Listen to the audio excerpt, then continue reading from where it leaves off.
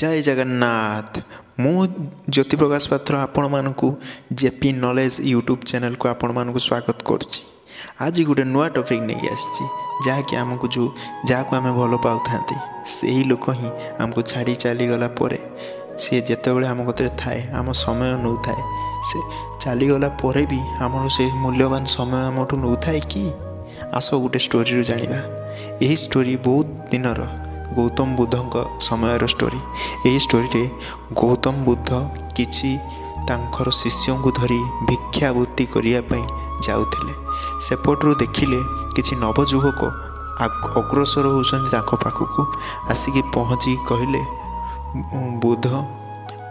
राजजी आमर सबकिछि चलीगला, धन रत्न जहाँ भी थिला सबकिछि चलीगला देखी कहीकि बहुत कांदु था किंतु ताको से कांद को देखिकी गौतम बुद्ध हसिले कहले किमिति चलीगला टिके कहले जे कहले आग चुगरे कौन हुए ना माने टिके स्टोरी टिके बाहर की जा आग चुगरे कौन हुए ना एबे जिमिति बार रे डांस करछंती डांस काल से टाइप रो आगरु नर्तकी माने आसंती ताको मनोरंजन करिया पई जो धनीशाली लोक बा आमर जमीदार लोक बा राजा माने थांती तांको मानक पई एक माने झियो माने आसिक नृत्य करन ताको बाई कुआ जे एबे ताको कोन से डांस गाल कुआ जाउची। एबे जो बार रे से मान को हेबे बहुत बड़ बड़ माने जोटी फंक्शन होची तांको आनी नचा जाउची सेही टाइप रो एतले मनोरंजन पई तांको आनी की नचा जाय। लेट्स बिगिन द स्टोरी रे कहले आमे जणे बाई को आनी के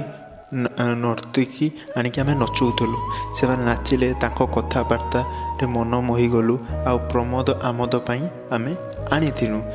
किंतु सीए आम को अत्याधिक मद्यपान कराई सीए आमको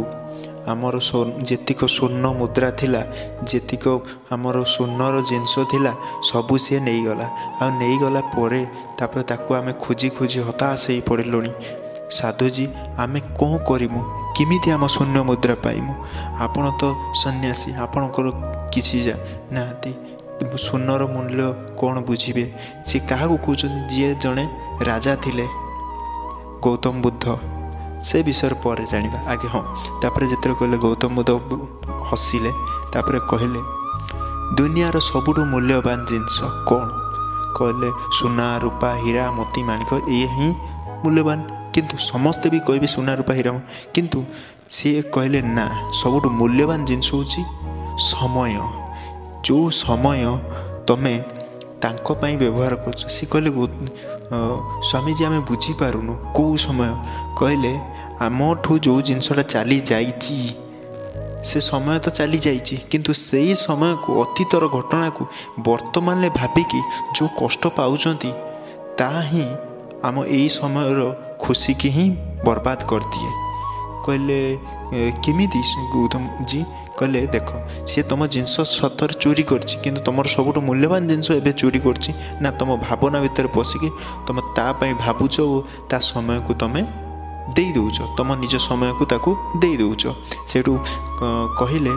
ताने कौन करमु कहले जो जिनस चली जाइछि ताकू भूली जाई एबे नूतन आरंभ किमिति करिवो तापर लक्ष्य कर। लेस आम लाइफ रे कौन हुए ना आम जहाँ को भल पाऊ थांती